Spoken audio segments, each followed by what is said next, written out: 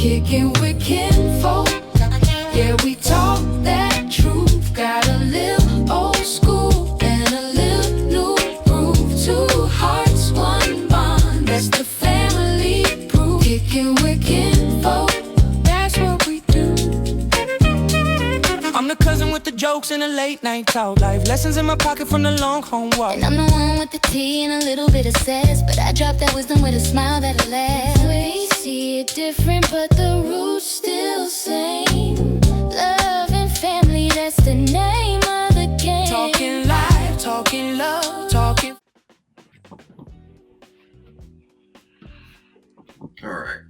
All right. So, welcome back to Kicking It with Kinfolk. I'm Joe Kelly, and we're going to go ahead and get started. We're going to kick 2026 off in a big and major way. But I can't do this without my amazing co-host, my wonderful, beautiful cousin, Miss Nikki Kelly. Hi. Hello. So, family is important, right? And that kind of segues right into our topics, right? Of, relationships, because, relationships are always going to be a hot topic. Everyone is always trying to find love and find the right person for them and live happily ever after. That's always been the goal, right? Right. Absolutely. So the foundation of relationships, right? And how your family shapes that. So the first one we're going to talk about is how your family sets your emotional blueprint. So that's the first one we're going to talk about, right? Okay. These are primarily your topics. I'm gonna let you kind of lead the conversation. Okay. And then we'll go from there. All right. Okay, so we talked about, like you just mentioned, family sets our emotional blueprint. And it says, we were talking about our family teaches us like how love is expressed, right? Or withheld. I think that, maybe it's just, this is something that I started to kind of try to understand, even about myself, is depending on how you grow up and how you grow up in your household, like a lot of times that's how you show up in your relationships, right? So I'm someone, my mom was is an amazing mother, but my mom growing up, she wasn't very affectionate. Unfortunately for her, affection wasn't given in her home. So she grew up without receiving affection. So when it came to me, giving affection was something that was actually kind of hard for her to do. Like she had to really struggle on trying to break that, that generational curse that she had on her to try to be affectionate with me. So as I grew up, I realized, I was like, okay, like I became super affectionate with my kids. Like I'm huggy, lovey. So, and I think, and that's, I feel like we don't pay attention to, how we grow up, and how we're expressing our love in those ways, how it affects us in our relationships. So that's one thing. Like, did you grow up in an affectionate household?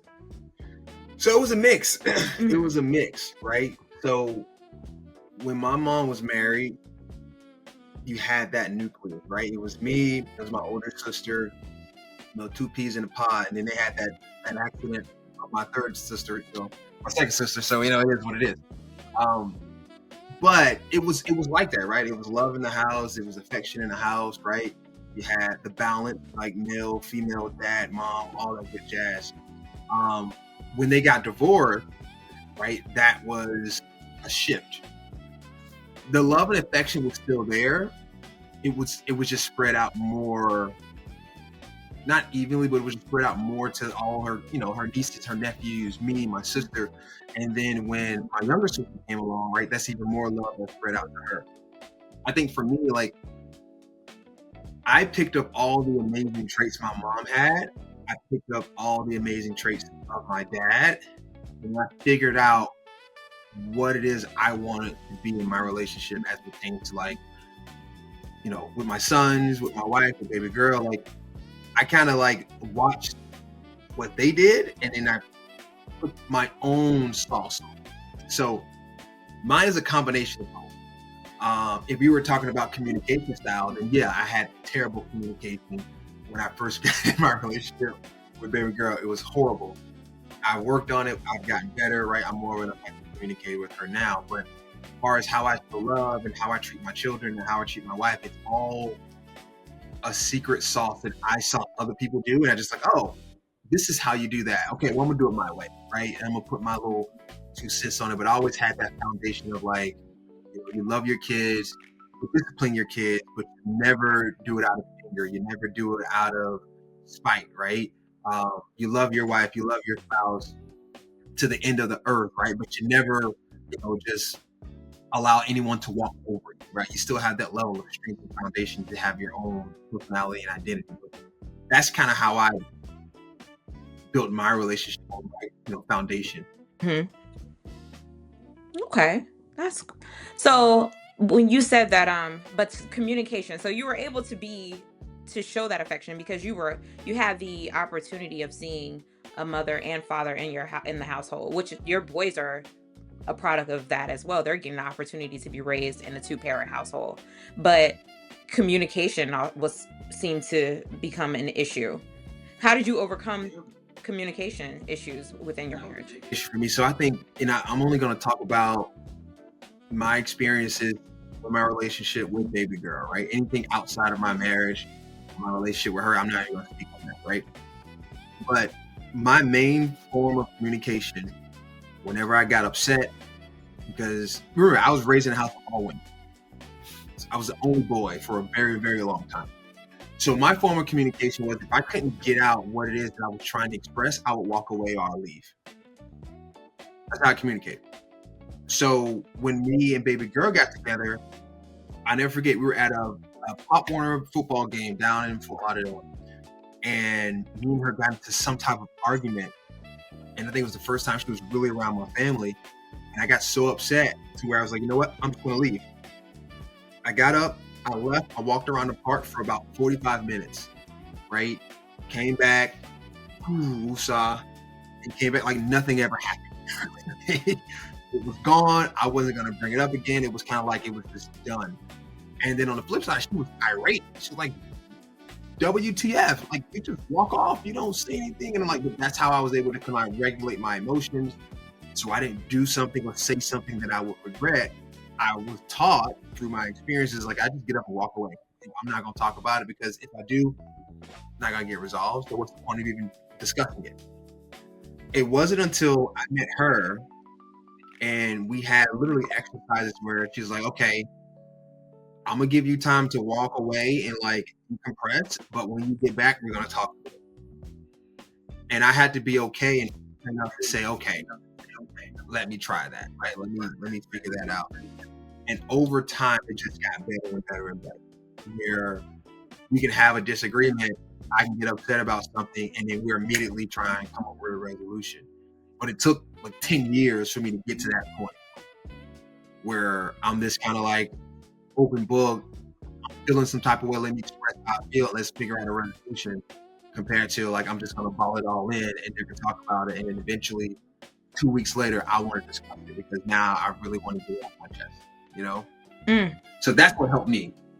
That reps under, right? Having a partner right, that was open enough to just say, this is who you are. This is not the man I want to be with. We need to work on this to make you a better person of yourself. Like, she was willing to do it, walk away because I was a bad communicator, And that's how I got through it. I'm still working on that. I'm gonna have to say, like, communication has always been extremely hard for me. Like, I can communicate, like, especially like, I feel like when you have to, in a work setting, like, I have to communicate. But when it comes to emotional, I rather do exactly what you did. Like, I rather just walk away from the situation, take some time, and maybe later on we can discuss it, because hopefully the situation has kind of died down at that point. So now we can actually have this conversation, because I dislike arguing. Like, I don't want to have to feel like I need to have to kind of like, hash it out. Right. Like, I rather, okay, you kind of like test the water a little bit. Like, hey, You know, can we? You still mad? Yeah. Okay, bye. Yeah. So that's actually something that I am still working on, even with myself. In my past relationship, I remember one time I got so upset. I got so upset with him, but I didn't bring it up. I brought it up like 2 weeks later, and he was the person that was a little bit more blunt with his communication style. So when I decided to bring it up like 2 weeks later, he was like, I'm not even gonna discuss that. It was 2 weeks ago. Like, it's done. it's done. Like, if you can't bring it up in that moment, then we can't have the conversation. And I'm just like, okay. Then I'm pretty sure that made you even more upset, because like now you really want to talk about it, But now I can't. Yeah. but now you can't. Yeah. I'm not gonna lie. So then it was like, okay, maybe when I'm feeling some type of way, let me try to bring it up a little bit sooner. But also, I didn't want to bring it up sooner because I didn't know if I had time to process it enough to bring it up. Because I like to process my thoughts, because I'm an overthinker. So I feel like when you're an overthinker, my mind immediately goes to the worst case scenario. Immediately. So I literally try. Do you think it's that you were an overthinker, or do you think that it was you weren't prepared for the answer that you might get in that conversation? I don't know. I feel like it's a little bit of both. I think because my thinking process, I've already had the conversation in my brain, and I've figured out how that conversation is supposed to end. And then if it doesn't happen in the way that I want it to actually happen, now I'm like, dang, I got to try to strategically try to get this. And it's a lot. So let me just make sure I get this. Make sure I understand this. So you thought about the conversation you were going to have. Yes. And the outcome in which you were anticipating. Yes. And then when the conversation didn't go that way, boom. Right. Like, yeah. Now I'm like, so what am I supposed to do here? Just let's keep following the bouncing ball with me. So that's insane. I never said it was right. That's freaking crazy. Never said that. Remember, when I started it off, I said, there's something that I need to work on. I'm not there yet. And also, I think was talking to myself. Myself said, huh? Yep. And then I told Jared that he gonna do da-da-da-da, and Jared responded like, yes, baby, we're gonna take care of it. And I was like, thank you. Yeah. Yeah, I needed to go the way it was supposed to go in my brain. And now you're changing it and it's altering, and now I have to come up with a new plan. So now my brain's like, oh, what are we doing here? I didn't study for this. I didn't prepare for this. Right. And now I'm emotional because I feel like I've messed up here. Like, I've messed up this conversation. So now I can't even have a good conversation with you, because I communicate better when I've had time to process. That's fair. Yeah. That's fair. Okay. And I think out the scenario. Okay. That's still crazy. It is a little, I mean, we all have our flaws. No one's perfect here. But I also think that actually probably comes from when we're talking about like our family environment and how we grew up. We didn't really open up. We didn't express the things that were bothering us. I feel like you had to just bottle it up and kind of just push through life. And that's one thing that I've been extremely mindful of raising my kids and raising my son. My son is, and maybe it's a guy thing. He's very quick to just shut down when something's bothering him. So now I come to him and I'm just like, hey, listen, I know you may not like what I've said, but let's talk about it. Let me know what you didn't like about what I said. Sometimes he'll be like, well, Mom, like, can I say, like, do you have to yell it? Like, can you just ask me to do something? I'll try. I mean, if I've actually cleaned up your room 3 times, my 3rd or 4th time is not going to be like, hello, Marcus, please, do you mind coming in here and clean up this dear room? No. It's like, get your butt up. Listen, you know what's funny? Baby girl has that same issue with the boys. And she's like, I tell them time and time again, like, clean your room, do this, do that, and then you never do it. Hmm. She's like, you say it one time and it's done. And I said, you know why, right? She goes, no, why? I said, because there isn't a second time. Like, that's it. Clean your room. If I come back in and the room's not clean, that's 100 push-ups. There is no second chance. There is no. I mean, the difference of gentle parenting and a dad, you know? No. It's a healthy balance. Like, didn't I tell you to do those dishes? No? Great. 6 laps around. Let's go. I need all of them. Pay me what you owe. There is no, all right, I'm going to come back in here a second time. If they're not done, oh boy, you're going to get it. Right. No. And I like even at work, I deal with adults with developmental disability, so we're always like teaching them. So a lot of times, like instead of like forcing them to do something, we pretty much try to give them the alternative or the option. So I feel like sometimes I'm like that as well at home, and then I'm like, oh God, I gotta stop doing that, because then I can be like, hey, well, what time would you like to clean up your room today? As long as it gets done, it'll make me very happy. But just give me a time frame that works for you. And I'm like, hey, it's 2 o'clock. Mm-hmm. This room better be clean by 3. Difference. The difference.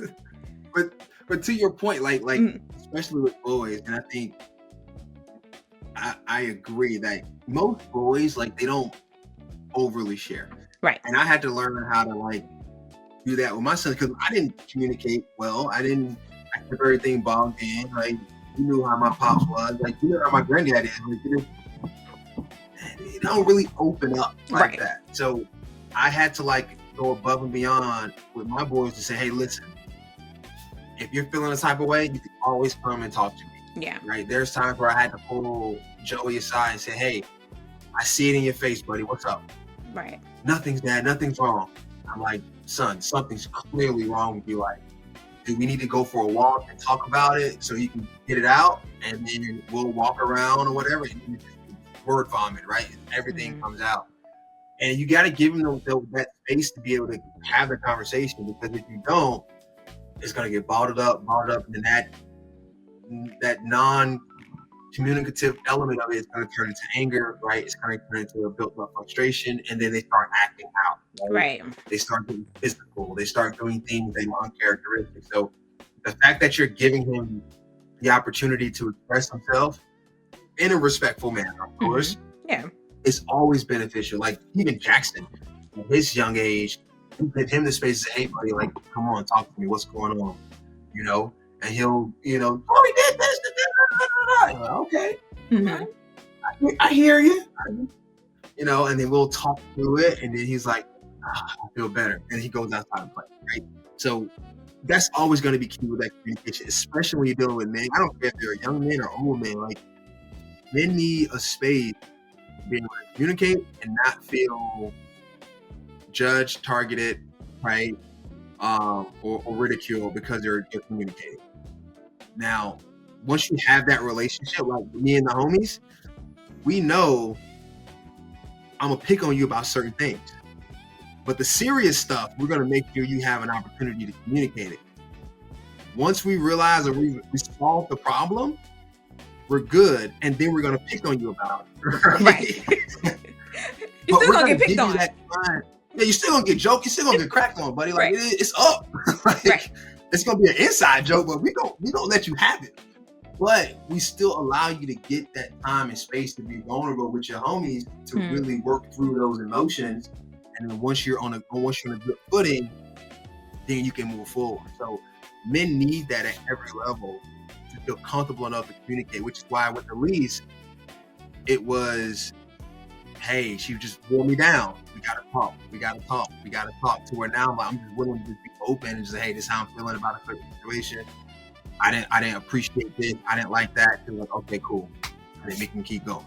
Right.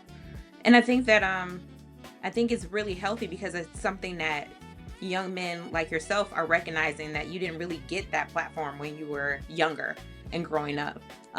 So it's important because it helps build the foundation for men to not hold everything in, because I feel like as a man, it's already hard enough. You guys have the burden of the world on your shoulders, especially trying to take care of households. The last thing you need is to not be able to express yourself, because you already are carrying so much, and now you have to hold it in, and you can't even talk about those things. So I think that when younger generations were growing up, like, we see things like that with our grandfathers and our fathers. They never had that space to be able to talk. They had to grow up not saying anything, you know. So you see them, you know, they struggled and they expressed those things differently. So I think that is extremely great that you were capable, thanking God for my cousin, that you were able to open up and start communicating, right? And I recognize that even in my own son. So now, like, I don't have to come to him and say, hey, just open up. He'll sit down after he's taken some time. He's like his mother. He has to process it. Then he'll come to me and he'll just say, hey, you know, Mom, can we talk about this? Because, you know, this is how I was feeling. And I'll be like, all right, cool. Give you an open space to have that conversation, because I don't want you to feel like you need to shut down, you know, to be able to. Or go and confide into somebody else. Right. That may not have his best interest at heart. Absolutely. You know, most young men do that, right? They can't, like, their mother is always their first call, right? Hard stop. But if I can't talk to my mom, who's the next best thing? Girlfriend. And we don't want that. And it's like, before you know it, it's like, well, you don't need him, baby. You don't need her, babe. You don't need. And then all of a sudden, it's my baby's not coming home, or my baby's not communicating, and once he's gone. Like, what is? Yeah, I definitely. I don't want that.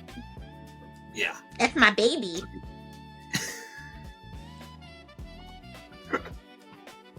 Until you have the third one. The what? I would like a dog. I'm thinking about a miniature golden doodle. That's as far. We already talked about this. Okay, that's we it. Talked about this. You're gonna get a min pin. What is that? You're gonna get a miniature Doberman pincher. Aren't those like big dogs? I want a dog I can put in my purse. No, not a min pin. They're small. Oh, I can put it in my purse. How big is the purse? Like a tote, like, you know, like. Yeah, it can fit. I'm gonna have to Google it. I don't believe that one. They'll fit. You know, y'all like big bags, so it's not like back in the day, you know. That is true. Definitely like a big bag. Definitely. Kickin' with Kinfolk.